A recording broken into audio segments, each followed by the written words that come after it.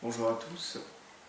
Alors on va aujourd'hui voir un petit rappel sur la pratique correcte du tantra blanc vs la mauvaise pratique du tantra blanc qui peut donc donner du tantra noir si c'est pratiqué n'importe comment ou si c'est mal pratiqué.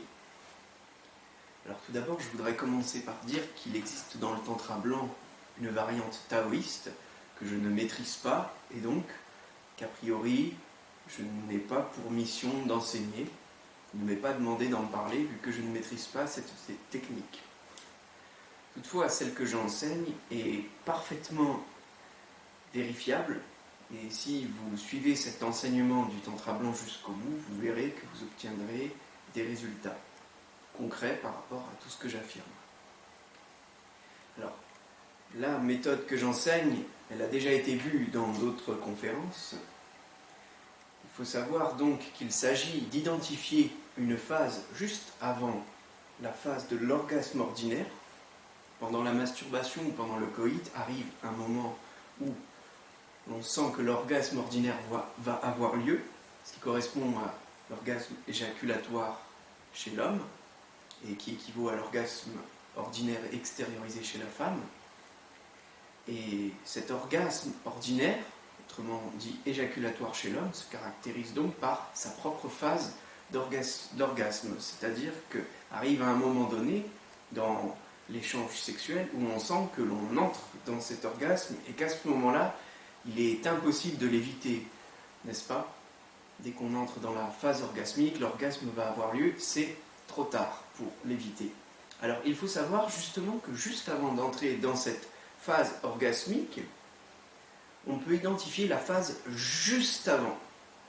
La phase vraiment juste avant d'entrer dans la phase orgasmique, donc la phase, pourrait-on dire, pré-orgasmique, qui a lieu juste avant, et qui peut vous conduire jusqu'au dernier point ultime de transition où le passage va se faire avec la dernière phase, qui est celle de l'orgasme.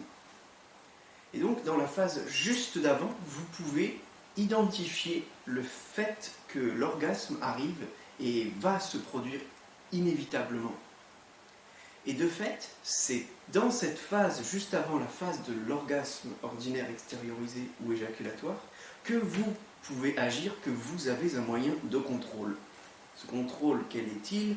Il est simplement de s'immobiliser pendant l'acte du coït ou de la masturbation. On s'immobilise, c'est-à-dire qu'on ne fait plus de mouvement de va-et-vient, on fait une petite pause, et en même temps de cette pause, on absorbe par le souffle, en inspirant ou en respirant, par un allongement de notre respiration ou de notre inspiration, puis en expirant. Et vous voyez cet effet d'inspiration, expiration, ou respiration, expiration,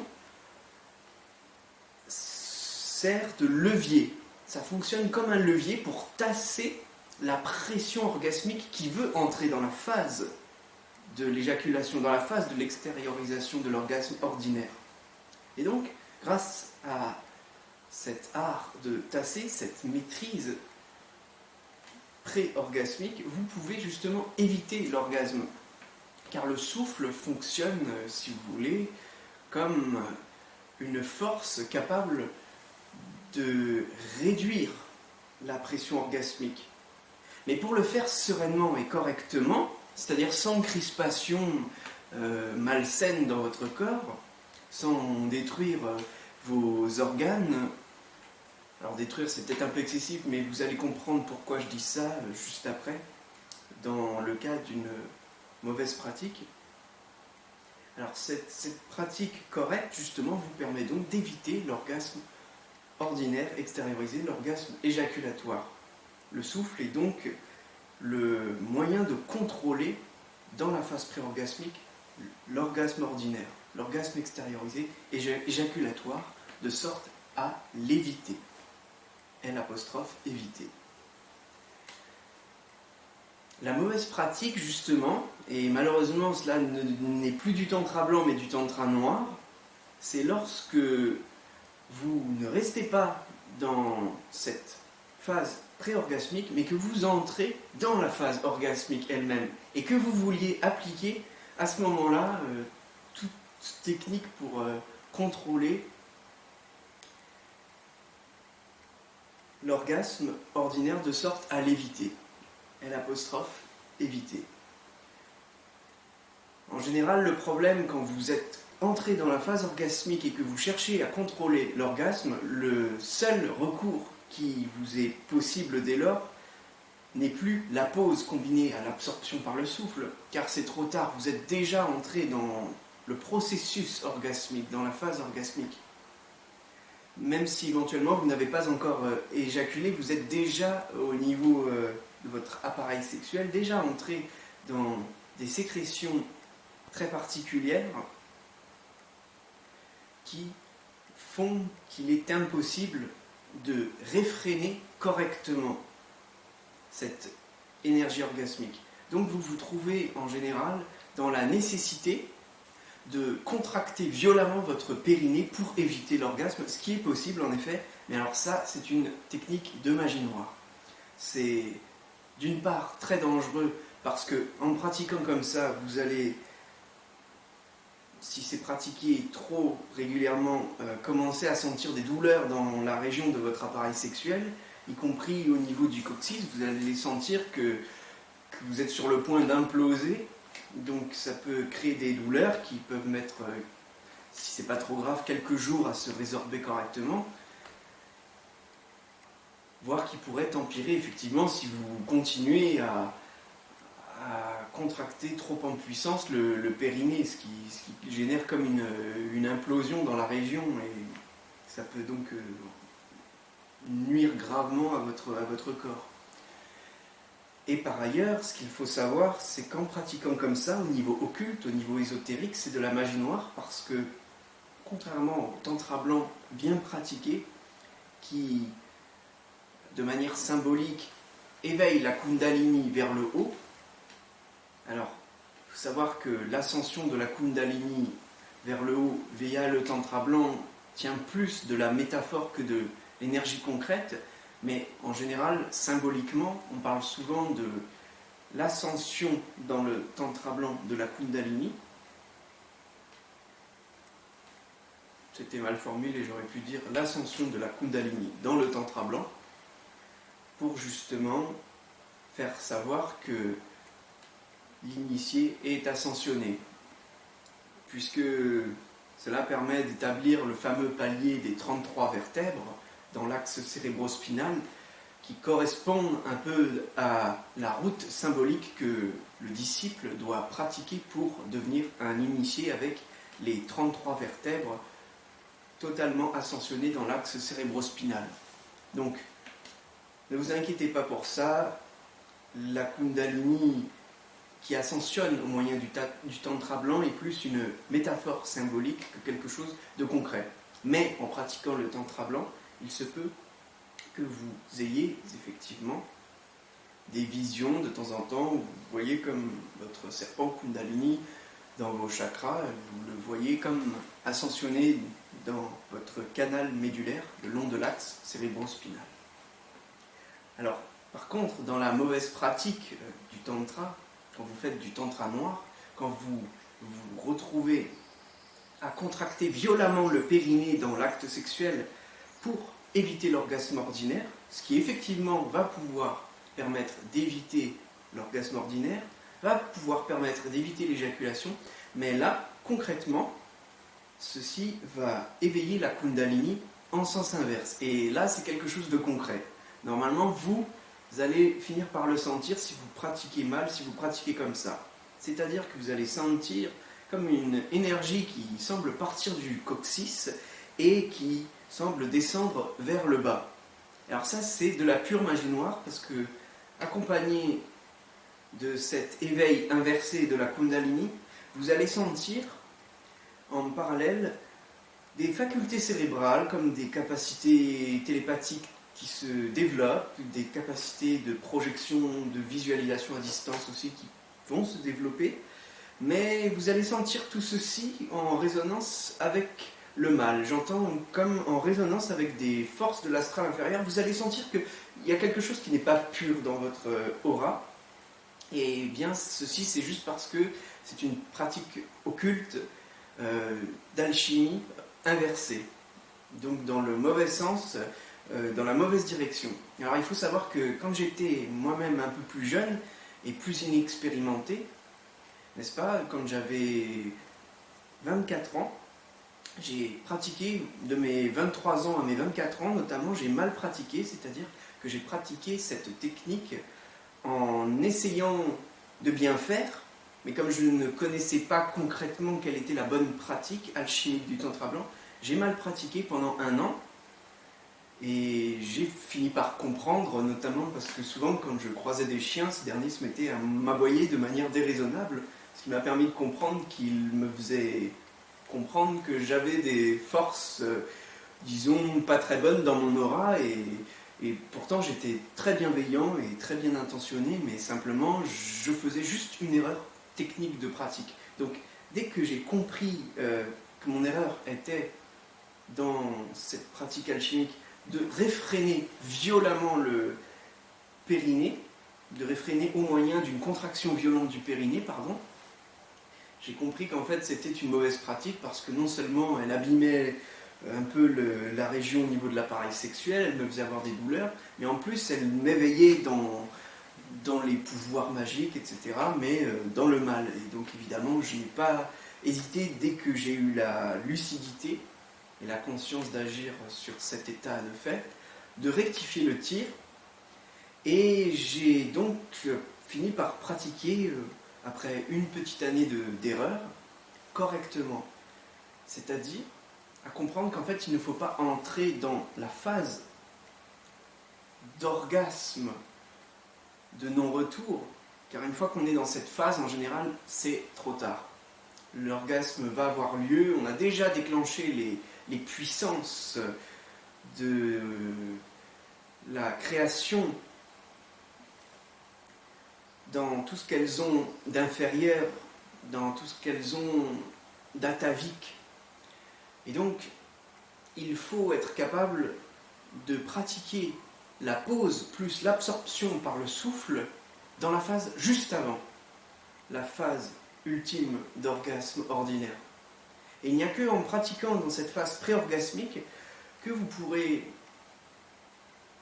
obtenir par la suite, lorsque c'est bien pratiqué, d'autres orgasmes, d'autres courants d'énergie supérieurs, bénéfiques, et que vous pourrez pratiquer alchimiquement correctement.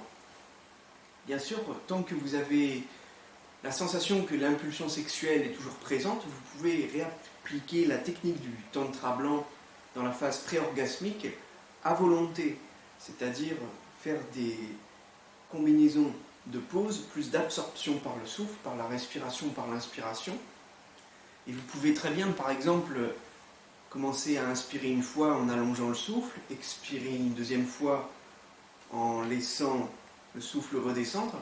Et si la pression qui veut éjaculer, qui veut aller vers l'orgasme ordinaire est toujours là, vous pouvez continuer encore, sans hésiter, à encore allonger votre souffle avec une troisième remontée, par exemple, puis pourquoi pas une quatrième redescente. C'est-à-dire que vous utilisez votre souffle aussi longtemps et proportionnellement que vous sentez la pression orgasmique qui veut s'extérioriser. Et une fois que ceci est maîtrisé, vous verrez qu'en fait cette technique, elle vous permet en fait de pratiquer le tantra blanc, la suprasexualité, l'alchimie de la force sexuelle en toute sérénité.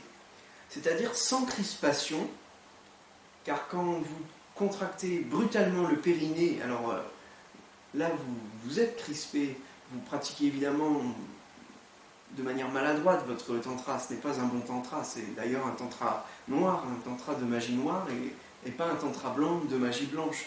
On se dirige dans le mal, maladroitement toutefois, si cela est fait parce que vous êtes encore en train de chercher vos repères, mais cela, à long terme, vous dirige dans la malveillance et dans un jeu de force ésotérique, spirituelle ou occulte ou énergétique qui est non seulement malveillant, mais aussi dangereux.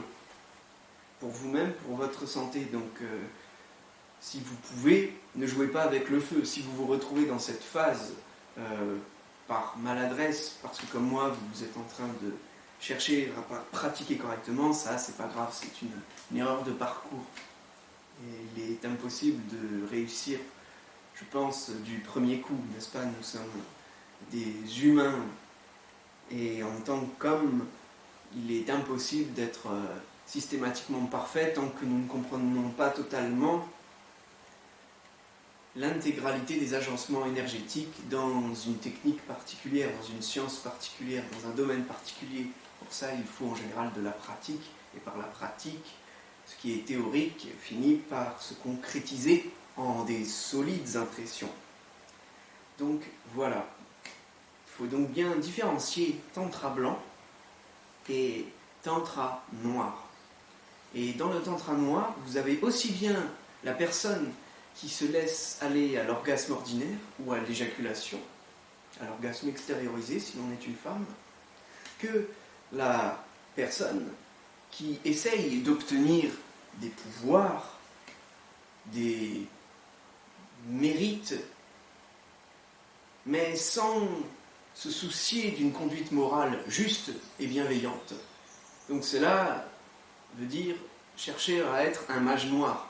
Et donc dans le tantra noir, vous pouvez aussi pratiquer une forme d'alchimie, mais que Dieu interdit formellement, bien entendu, car si vous pratiquez à long terme le tantra par la contraction violente du périnée en ultime recours, à long terme, vous allez vous développer en tant que mage noir, et donc non seulement, certes, vous aurez des pouvoirs, mais très gravement pour vous, et malheureusement pour vous, vous allez contracter du mauvais karma. Donc, je ne peux que vous recommander de ne pas vous jouer de cette règle dont je vous parle, si évidemment vous avez la capacité consciente, raisonnable et bienveillante de faire le travail correctement du tantra alchimique correct, véritable. Car évidemment, s'il s'agit d'une maladresse de parcours, comme je l'ai déjà dit, cela n'est pas très grave, mais mieux vaut ne pas hésiter à la rectifier dès que possible. Ne perdurez surtout pas sur le long terme dans cette pratique de tantra noir. Vous allez vous détruire, vous allez détruire votre vie, vous allez contracter du mauvais karma et donc même vous pourrir dans les incarnations suivantes en fonction des forfaits que vous pouvez être amené à commettre. Donc voilà. Faites attention, soyez vigilants et n'hésitez pas à rechercher à pratiquer correctement le tantra. Dans le tantra blanc, vraiment, il n'y a pas de crispation. L'idée qu'on puisse alchimiser la force sexuelle procède en effet de cette pratique paisible dans laquelle on ne peut se permettre, pour essayer parfois d'avoir le plus de plaisir possible, de vraiment atteindre la limite ultime juste avant d'entrer dans la phase où l'orgasme est censé avoir lieu. Juste avant d'entrer dans la phase orgasmique. On peut, quand on maîtrise bien cette technique de pause, d'absorption par le souffle, on peut vraiment se rendre jusqu'à la limite ultime, juste avant celle d'entrer dans la phase orgasmique. Mais en général, dès que vous êtes entré dans la phase orgasmique, tout de suite, vous sentez que vous commencez à perdre le contrôle au niveau de la pause et de l'absorption par le souffle. Donc, l'ultime recours se veut être la contraction brutale du périnée, ce qui vous détruit physiquement, plus ou moins gravement, et comporte de très grands dangers occultes. Donc voilà, maintenant, pour faire un petit rajout qui a déjà été certes mentionné dans d'autres conférences, mais qui ne sera toutefois pas de trop, il faut savoir que si vous pratiquez correctement cette absorption par le souffle en combiné de cette pause soudaine juste avant la phase de l'orgasme, ordinaire, extériorisé ou éjaculatoire, vous allez emmagasiner beaucoup d'énergie, beaucoup de chi, du ki, qui va être en fait cette puissante énergie de l'orgasme sexuel qui, au lieu d'être dissipée à l'extérieur, va être intériorisée et envoyée via le canal médulaire dans votre cerveau, ce qui va vous donner beaucoup de charge d'énergie très puissante. Vous allez sentir beaucoup d'endorphines qui va être sécrétée dans votre corps parce que vous allez accumuler des charges excessives d'énergie. Et en général, lorsque ces charges sont surpuissantes ou trop puissantes, eh bien, vous pouvez sentir que vous n'arrivez plus à pratiquer le tantra blanc, c'est-à-dire à avoir de coït ou de masturbation. Vous sentez que vous êtes obligé de calmer le jeu un petit peu, éventuellement si vous avez une impulsion sexuelle débordante. Alors aussi longtemps que vous avez votre impulsion sexuelle, vous pouvez continuer à pratiquer le tantra blanc, mais si vous sentez que vous avez un excédent d'énergie qui vous met dans un état de fatigue, alors vous allez sentir que peut-être votre corps ne peut plus coopérer à pratiquer juste dans l'instant de coït ou de masturbation. Votre corps va être trop fatigué pour s'occuper de l'impulsion sexuelle. Donc dans ce cas-là, si vous sentez que vous êtes fatigué, c'est que vous avez accumulé trop d'énergie, donc attendez plus tard pour reprendre une activité sexuelle. Laissez un peu votre corps se reposer. Et d'ailleurs, à chaque fois que vous pratiquez correctement le tantra blanc, vous êtes dans le besoin, dans la nécessité en général, de vous reposer un petit peu après l'acte. Donc l'idéal, c'est de dormir, si possible, près du lieu ou au niveau du lieu où vous avez eu les émanations de l'ébat sexuel, de cet échange, afin de bien emmagasiner toutes les énergies qui se trouvent sur place, et aussi en vous immobilisant, de permettre à votre corps d'assimiler à la fois dans les niveaux subtils, énergétiques, mais aussi dans le niveau physique, toutes ces surpuissantes énergies, afin d'en faire quelque chose. Donc il y a d'une part la phase de pratique dans le tantra blanc, mais il y a aussi la phase d'assimilation, qui est toutes ces énergies que l'on récolte, qui sont alchimisées, qui sont envoyées au cerveau, qui lui doit arriver à raisonner, à en faire quelque chose de ses forces pour parvenir à les distribuer dans tout le corps physique pour vous aider d'une part un petit peu à rajeunir. Ça fait un peu rajeunir le tantra blanc, pas totalement mais un petit peu quand même. Vous pourrez voir que parfois vous avez des petites teintes de jeunesse, vous semblez comme un petit peu rajeuni du visage, et aussi pour permettre des processus de rajeunissement, de renouvellement cellulaire. Donc des processus de régénération de vos cellules qui vont en fait être pour certaines totalement remplacées. Et c'est pour ça que quand on pratique le tantra blanc, on peut très aisément détruire certaines tendances négatives au niveau de ce qui est fragilisé dans nos cellules. Par exemple, si on a des douleurs particulières, ou même, on peut même parvenir jusqu'à éradiquer certaines maladies, même soi-disant les plus graves. Car voyez-vous, on engendre vraiment des processus de renouvellement et de rajeunissement cellulaire. C'est quelque chose de réel. Vous envoyez la force orgasmique sexuelle dans le cerveau, lequel agit comme un centre de contrôle capable de remettre de l'ordre dans tout ce qui est cellulairement inharmonique dans votre corps physique. Donc vous voyez, c'est quelque chose de très très puissant, le tantra blanc. Et je voulais aussi dire que si jamais vous n'arrivez pas à éradiquer une maladie, dans certains cas, il se peut que ce soit pour des raisons karmiques particulières que vous deviez malgré tout payer un certain mauvais karma, que Dieu cherche à vous faire payer une dette karmique pour vous enseigner une leçon sur la valeur des choses, de la vie, du bien, et vous pousser à plus de résilience dans vos désirs de vous-même, c'est-à-dire dans vos désirs d'expérimenter ce qui vous fait plaisir. Ça vous oblige à avoir encore plus de résilience, et aussi au niveau de votre personnalité, ça vous oblige à développer éventuellement plus de vertus, plus de caractère, plus de résilience dans votre personnalité. Donc ça vous conduit aussi à une meilleure connaissance, non seulement de vous-même, mais aussi de la loi karmique, qui, en vous infligeant cette violente punition retour, vous oblige à prendre puissamment conscience de la nécessité que les choses aient une valeur, en vous affirmant d'une manière ou d'une autre. Pour autant, ne vous limitez pas à ceci et autant que possible, continuez d'évoluer dans le bien, continuez d'évoluer dans l'alchimie du tantra blanc, si vous le pouvez, et vous verrez qu'il est toujours possible d'améliorer certaines situations en mieux. Car évidemment, plus on s'aligne dans l'ordre cosmique véritable des choses, plus on cherche à s'unir et plus on réalise l'union à Dieu, avec Dieu, plus on avance sur le sentier de l'initiation christique, évidemment, plus on obtient de mérites, de récompenses, voire des possibilités éventuelles de payer son mauvais karma en accéléré autrement. Ce qui peut éventuellement, je ne vous le cache pas, conduire à des souffrances augmentées parfois, mais en revanche peut vous permettre, par exemple, si vous étiez condamné à vivre 10 ans dans un fauteuil en tant que tétraplégique, ça va pouvoir être par exemple payé en une année de souffrances répétées qui peuvent être très douloureuses, mais qui au final, à long terme, vont vous permettre d'acquérir une impression équivalente à si vous aviez fait 10 ans avec des douleurs moindres, mais tétraplégique dans un fauteuil.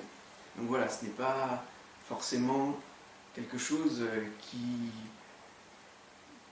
est négatif, car c'est quelque chose qui va quand même vous permettre de vous éduquer sur la valeur du bien, malgré tout en vous faisant vivre quelque chose de mal. Alors j'entends bien, cette idée de mal ne plaît pas à beaucoup d'éveillés qui sont malheureusement très ignorants, et je vous invite à, pour ceci, écouter mon audio-conférence sur la souffrance par Maître Aziel, que vous pouvez trouver sur YouTube, au moment du moins où je fais cette vidéo. Et vous verrez que la souffrance en réalité a des raisons très précises, très exactes pour l'évolution, pour l'éducation de notre âme, afin de la parfaire dans la valeur du bien. Hein, n'est-ce pas, Dieu n'est pas cinglé ou sadomasochiste, il permet le mal pour des raisons très précises et vous pouvez être certain qu'il a un contrôle absolu sur les forces du mal. Il n'y a pas un mauvais esprit dont la réplique en réalité n'est pas jouée en filigrane par Dieu. Dieu contrôle totalement tous les esprits, toutes les forces dans l'univers. Bon, ceci n'était pas le sujet, donc je vais encore en revenir une dernière fois sur cette phase juste après avoir pratiqué le tantra blanc.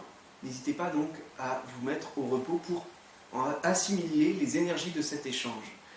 Vous pouvez donc aussi éventuellement, si vous vous en sentez capable, si vous sentez que vous avez la force, regarder pourquoi pas un film, mais de préférence un film tranquille, car si vous regardez un film par exemple d'horreur, alors il n'y a pas de problème, quand vous êtes rempli d'énergie et de motivation, vous pouvez très bien regarder un film d'horreur, mais par contre, lorsque vous venez de pratiquer le tantra blanc, vous êtes dans un grand état de fragilité énergétique, puisque votre corps a besoin d'assimiler toutes les énergies subtiles de l'échange que vous venez d'avoir.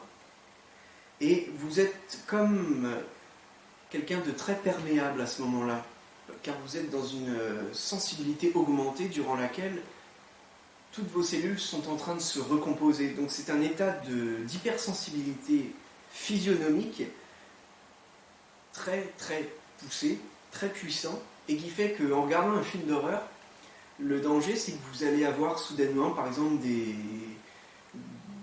des bruits, des hurlements, des cris qui vont en fait agir comme des contre-énergies qui vont disharmoniser en fait votre énergie qui essaye de s'harmoniser. Alors, évidemment, quand vous êtes rempli d'énergie et de motivation et de force consciente, il est possible tout à fait, effectivement, de regarder un film d'horreur sans que cela soit préjudiciable. Parce qu'à ce moment-là, vous êtes capable d'alchimiser avec beaucoup de puissance en temps réel tout ce qui vous fait peur. Et donc, dans ce cas-là, effectivement, ce n'est pas dangereux de regarder un film d'horreur. Même si parfois, effectivement, il se peut que pour les personnes sensibles, qui sont dans un cheminement spirituel, le fait de regarder un film d'horreur, parfois, va pouvoir être un moyen de se connecter plus facilement en résonance avec des forces de l'astral inférieur, ou avec leurs propres démons intérieurs, qui vont essayer justement de jouer avec cette fragilité énergétique dans laquelle ils se plongent en regardant un film d'horreur. Donc, effectivement, dans ce cas-là, soyez très vigilants et n'hésitez pas à faire pause avec le film d'horreur, ou si vraiment vous voulez le voir en entier, à le regarder dans des moments où vous vous sentez suffisamment fort, n'est-ce pas? Si vous sentez la moindre faiblesse, surtout mettez le film en veilleuse et arrêtez de le regarder.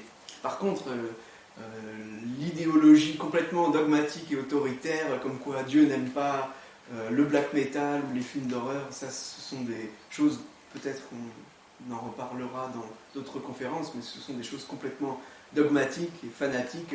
Dieu n'a absolument rien contre, parce qu'il faut savoir que ce qu'il y a de positif, que ce soit dans une musique ultra violente ou dans un film d'horreur, c'est sa capacité alchimique. Vous voyez, dans la musique ultra violente, on a l'expression d'un ras-le-bol total, donc d'une profonde envie d'extérioriser un état dans lequel on se trouve, un état dans lequel on est débordé, on est complètement, vous voyez, on a pris tellement de coups par la vie, dans la figure, par la souffrance, par des épreuves, que cette musique ultra-violente fonctionne, si vous voulez, comme un moyen d'extérioriser ces mauvaises énergies qu'on cumule en nous. Et à ce niveau-là, la musique métal, qui est très violente, comme le black metal, peut se révéler avoir des vertus extraordinaires. Alors bien sûr, ça ne marche pas pour tous, donc ceux pour qui ça marche, soyez tolérants et respectez la musique métal comme n'importe quelle autre forme d'art, car il n'y a certainement pas de maléfisme là-dedans, autre que celui que vous y projetez. En réalité, les gens qui méprisent gratuitement la musique métal ne font que projeter leur propre part d'ombre irrésolue en s'en déchargeant lâchement par miroir inversé, en accablant l'autre ou autre chose, alors qu'en réalité, c'est au fond d'eux qu'ils ont de la violence qu'ils ne veulent pas alchimiser, ou une peur de la violence qui les effraie tellement que, au lieu de prendre en charge cette peur de leur propre capacité d'être violent, très certainement en souvenir de leur vie antérieure où toute âme en général a commis bien des forfaits sombres et obscurs, donc en s'en déchargeant, en attribuant la faute à d'autres, à ceux qui écoutent de la musique black metal, ou même à la musique black metal en elle-même. Donc voilà, n'oubliez pas d'être vraiment tolérant par rapport à cette forme d'art. Et aussi, il ne faut pas oublier que pour ce qui est des films d'horreur, ce qu'il y a de fascinant dans cet art des films d'horreur, c'est qu'en fait, souvent, les personnages dans un bon film d'horreur, avec une dramaturgie bien ficelée, bien écrite, et avec une trame narrative pertinente et cohérente, où la mise en scène ne fait que de la renforcer dans sa gravité, dans son intensité. Ce qu'il y a de fascinant avec un film d'horreur, c'est que vous avez l'histoire d'un personnage qui se retrouve en général, d'un ou de plusieurs personnages, si on a plusieurs personnages principaux, qui se retrouvent dans des situations tellement démentielles, tellement difficiles, dans des épreuves insurmontables, que lorsque vous êtes amené dans votre propre vie à vivre des souffrances insurmontables ou des épreuves terribles, ça arrive, il y a des tas de choses malheureuses, des tas d'épreuves très difficiles qui se produisent pour beaucoup d'hommes dans la vie réelle. Eh bien, quand on regarde un film d'horreur avec ce degré de conscience et d'intelligence, on peut voir qu'en fait, le film d'horreur, au travers des personnages, nous donne parfois des capacités de comprendre comment faire face à l'adversité et comment être résilient dans nos désirs, dans notre désir de vivre, de survivre, d'aimer la vie, comment se battre pour s'en sortir en fait.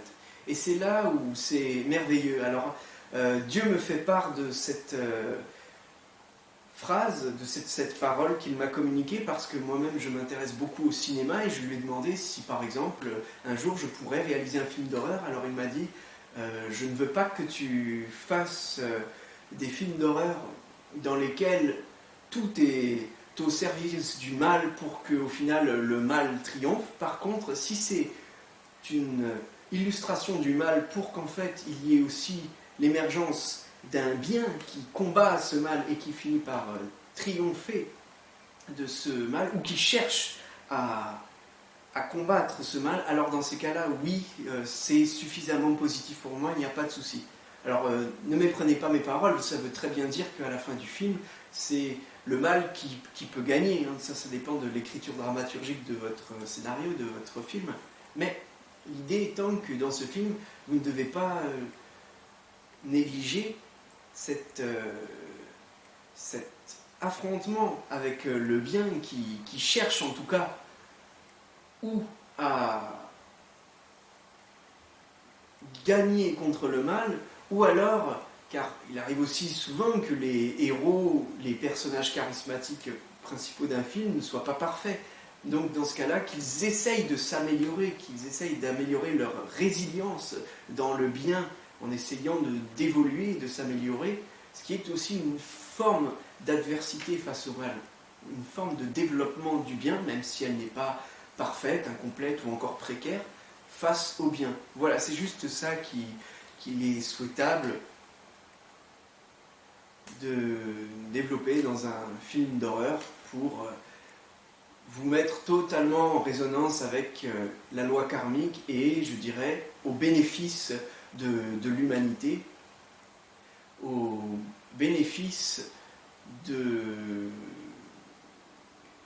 la conduite solaire qui inspire les autres à se servir du mal. N'est-ce pas? Tous les grands Christ, les initiés solaires, les anges, se servent des forces inférieures. C'est comme ce qu'on a dit avec la sexualité, qui est en fait un ensemble de forces inférieures dans la sexualité ordinaire, avec l'orgasme éjaculatoire, avec l'orgasme extériorisé, qui est une forme de plaisir court terme, qui, dès lors que vous vous montrez capable de retenue, de vertu, de sorte à éviter cet orgasme pour vous diriger vers de plus grandes compréhensions des possibilités orgasmiques et énergétiques et alchimiques et consciencieuses de ce que peut apporter la sexualité lorsqu'elle est alchimisée, peut vous conduire beaucoup plus loin, peut vous conduire à un niveau de bienveillance et de conscience complètement accru, complètement supérieur. Donc voilà, pour ce qui est des films d'horreur et des musiques violentes. Alors évidemment, pour ce que j'ai dit avec l'écriture scénaristique d'un film d'horreur est valable aussi pour ce qui va être les paroles, par exemple, d'un texte de black metal. Alors ça peut être donc préférable pour Dieu si dans votre texte vous n'omettez pas de faire mention au moins d'une forme d'émanation de bien, hein, même si elle est encore précaire, même s'il peut s'agir d'un homme encore complètement confus dans ses désirs ou dans sa traversée de la vie, qui se retrouve en proie à des événements complètement maléfiques, hein. Ça peut être aussi la manière dont il essaye de se comprendre au travers de toutes ces choses maléfiques qui lui arrivent. Donc voilà. Alors soyez très tolérants vers les films d'horreur, envers les musiques violentes aussi. Essayez toujours d'avoir une compréhension alchimique de ces choses-là. Hein, n'est-ce pas? L'initié solaire est un alchimiste. Il n'est pas dans la soustraction, pour reprendre ce que disait Omram, Michael Aïvaïnov. Il est tout le temps dans la multiplication, dans vraiment l'addition consciente. Alors là, peut-être que je déforme un peu les propos originaux de Omram, Michael Aïvaïnov, mais l'idée étant que l'initié solaire vraiment cumule, pas seulement en additionnant les choses autour de lui, mais vraiment dans l'idée de donner d'infinies possibilités bienfaitrices à tout, à toute chose et tout le temps. Donc il y a cette idée de multiplier qui est encore plus puissante à mon sens que simplement d'additionner. C'est pour ça que j'expliquais les choses de cette façon, en espérant que ça ne contrevienne pas à ce que disait Omram Mikhail Ivanov. De toute façon, il faut savoir que, comme je vous disais, dans le bien, puisqu'on multiplie les possibilités, il est tout à fait possible de se placer du point de vue des mots, de différents points de vue pour en fait parvenir à exprimer une même chose. Donc parfois, il peut arriver, malheureusement pour la compréhension populaire, qu'une chose soit dite différemment et veuille dire en fait la même chose exacte qu'une autre, alors qu'en apparence, il y a un paradoxe qui fait que l'on peut formuler une même chose différemment. Donc voyez, voilà, soyez toujours souple intellectuellement, hein, ne vous laissez pas avoir par les apparences. C'est comme là, je suis habillé, vous voyez, avec en majorité du noir, quoi. Alors il y en a beaucoup qui pensent que le noir est une couleur qui est contre l'initiation solaire, contre le Christ, contre les anges. C'est d'une naïveté extraordinaire. Les initiés capables de porter du noir, au contraire, tendent plus volontiers une capacité puissante d'alchimiser et de dire la vérité, d'aller au fond des choses, plutôt que de simplement vous entretenir à chercher le fond uniquement dans la forme. Car quand les initiés, que ce soit Peter Donov ou Omram Mikhail Ivanov, vous parlent des bienfaits de la couleur blanche, c'est là juste une manière de vous aider, si vous voulez, à cultiver cet idéal du bien, de l'amour et des vertus, puisque le blanc est un spectre qui, si je ne me trompe pas, contient potentiellement toutes les autres couleurs. Donc, c'est l'idée, en incarnant dans la forme ce qu'est le bien, d'essayer, dans la conduite pratique quotidienne, de vous solliciter, de vous rappeler à être vertueux dans la vie quotidienne, à pratiquer une conduite morale vertueuse au quotidien. C'est là le seul intérêt de s'habiller en blanc.